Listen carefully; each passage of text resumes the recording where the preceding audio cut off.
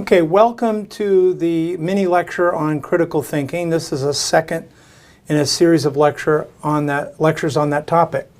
We've got four different scenarios here: the baseball and bat problem, the amoeba problem, money from a helicopter, which is a thought experiment in economics, and the last one is tougher licensing standards can be deadly. Well, let's take the first one, the baseball and bat problem. This is a very famous problem, and the way I like to look at this problem, it's a lesson in trust but verify. Trust your brain, but verify that your brain got the right answer. Okay, a baseball and a bat cost $1.10 combined, and the bat cost $1 more than the ball. How much does the ball cost? Well, the most common answer that people blurt out, even really smart people, is 10 cents. Right? That makes sense. 10 plus $1 is $1.10. But you lost sight of what the question said. It said the baseball and the bat combined cost $1.10. And the bat cost $1 more than the ball. So let's stop right there. The bat cost $1 more than the ball. Well, if the ball cost 10 cents, then that would mean that the bat would have to cost $1.10 because it's $1 more than the price of the ball. But that's the problem, because $1.10 plus 10 cents is $1.20, not $1.10. That answer can't be right. And so right away, even if that was your first answer to blurt out, you shouldn't blurt it out. You should be thinking, does the answer make sense? Does it satisfy all the requirements? It may sound intuitive that it's correct, but if you just do just a little bit of checking, you see it can't be right. Now, and by the way, don't feel bad. I didn't get this answer right either. I guessed 10 cents as well. That was my, first reaction. And then later I was kind of upset with myself that I was wrong. But the right answer is 5 cents. Well, that's not intuitive at all. But it is if you check a little bit here. If the ball's 5 cents, and the bat is $1 more, it'll be $1.05. And if you take $1.05 and you add it to the 5 cents, you get $1.10, and that's how much they're supposed to sum to. And the bat is indeed $1 more than the price of the ball. It all checks out. So that same fellow that I talked about last time, Daniel Kahneman, talks about these very types of issues, in which we have that sort of stage one kind of thinking, which is, fast and furious, and then stage two involves a little bit more processing and takes us a little bit more time. We're a little bit more slow at it, but we eventually get the answer when we take our time and really analyze it.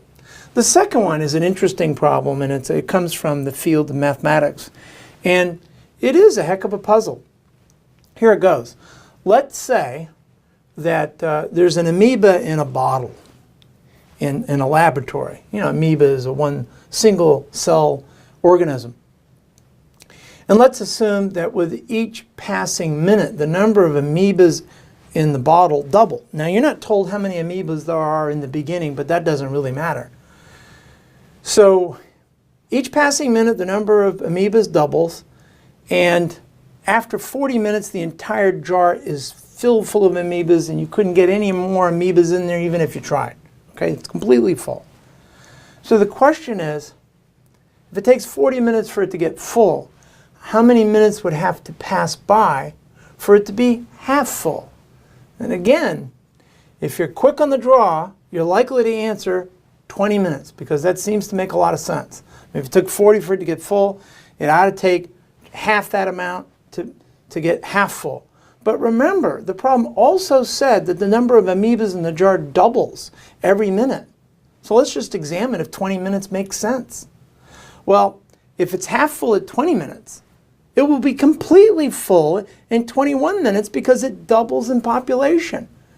And that couldn't be right, because the problem explicitly said that the number of amoebas will be full only after 40 minutes, not 21 minutes. And so the right answer is actually counterintuitive. The right answer is 39 minutes. Because right after that 40th minute, it doubles from a half right to full, and you're done. Okay, the third one is a nice one because it deals with a thought experiment in economics, and of course this is what this course is all about, even though I've talked about other things that don't appear to have anything to do with economics. They're all involved here to get you to think critically. All right, let's talk about inflation, talk about money creation. Milton Friedman, who was a Nobel Prize winner in economics, came up with this thought experiment. And he was of the idea that in the long run, money is really just neutral. It really doesn't have any impact on the real economy. He wasn't arguing that in the short run. He argued in the short run it can have an impact on the economy. In fact, he argued it could wreak havoc on the economy.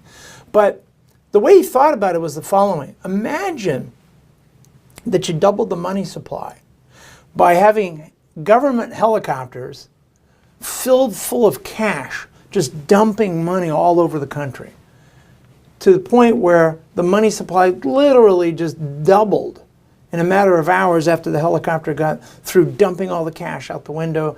And let's assume that everybody scurried and grabbed all these dollar bills, all right? Ones and fives, tens, 20s, 50s, and hundreds. Well, is everyone better off? Well, maybe some people wind up being made better off, right? Because after all, if you rush to the grocery store or if you rush to the mall and you buy stuff, the prices haven't gone up yet because they haven't had a chance to go up yet. So you'll be able to get a lot of stuff for, you know, all this new money that you just found. But once the grocery stores and the retail establishments at the mall realize that there's a lot more people rushing out there buying goods and services, that increase in demand will start bidding up prices. And in fact, if you're one of the unlucky chaps to arrive, you know, really, really late, prices will already have been bid up by, you guessed it, double the amount. In which case, if prices are double, even though there's double the amount of money, it doesn't mean you'll be able to get double the amount of stuff. In fact, you won't be able to get any more stuff than you were able to get before. And that's sort of the argument that Friedman is trying to make. Now, of course, he's not silly. He realizes that money doesn't fall out of the sky like that, but that thought experiment liberates our brains in terms of thinking about how a change in the money supply might have its effect on the real economy. And his argument is that, sure, in the short run, people are lucky enough to be able to spend that money first, may benefit, but in the long run, it just causes a rise in the price level, and a rise in the price level negates any of the impact of it making us necessarily better off by having more money stock.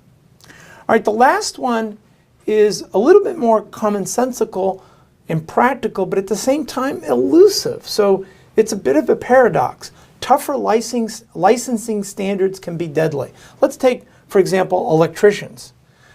Let's say that there's been a lot of recent news in the papers and on television indicating a lot of people are getting shocked or hurt, or in some cases worse, killed by electricians performing shoddy work because the licensing is fairly lax. And so the state decides to rush into action, spring into action, and create tougher licensing standards, making it tougher to get an electrician's license, all with the hope that doing so will provide us with better electricians, and better electricians will be safer electricians, and therefore you'll have less of these accidents.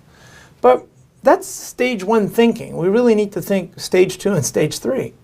So stage two would be, okay, that may very well be the case that all you have left standing are very capable electricians, but the cost of getting that license will be a lot longer because you'll have to go and get more schooling. And not only that, the number of people who may be able to qualify under these tougher licensing standards may be a smaller stock of people. This may be a way of actually, in the end, restricting the supply of licensed electricians. And most of the time, licensing is done ostensibly for that purpose, even though it's never quite marketed that way to the public. It's usually in terms of safety, right? Not in terms of protection for a particular labor class. But what would this have the effect of? Well, if there's a smaller labor supply, that's going to bid wages up. And if wages go up, it'll be more expensive for the average guy to hire an electrician, in which case he might be more inclined to do his own electrical work. And who would be least qualified to do that? A homeowner who's doing it for the very first time. That sounds like a recipe for disaster. In any event, I hope you enjoyed this little series on critical thinking, and there will be other series related to it, perhaps under a different title. But in any event, until next time.